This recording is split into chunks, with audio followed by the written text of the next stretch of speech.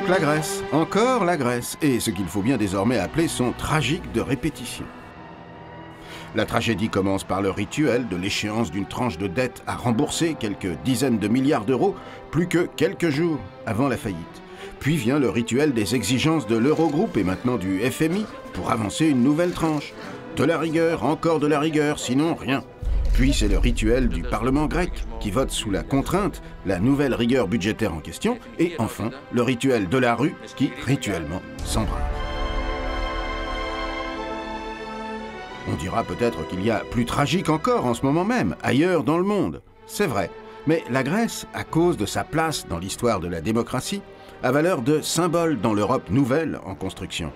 Or voilà que, dans la douleur de ces épreuves, ressurgit l'Europe ancienne, celle de la destruction.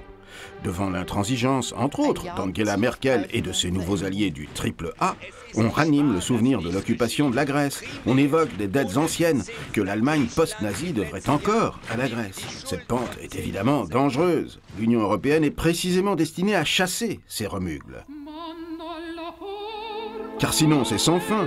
Le Parthénon, par exemple, symbole de la première démocratie du monde, qui d'ailleurs peut maintenant se louer pour renflouer les caisses de l'État grec, crise oblige. Pour le construire il y a 25 siècles, le démocrate athénien Périclès a fait ni plus ni moins qu'un véritable hold-up d'État, en faisant main basse sur le trésor de guerre que lui avaient confié pour se défendre contre les Perses, les autres cités grecques. Et maintenant, qu'est-ce qu'elles disent les autres cités grecques?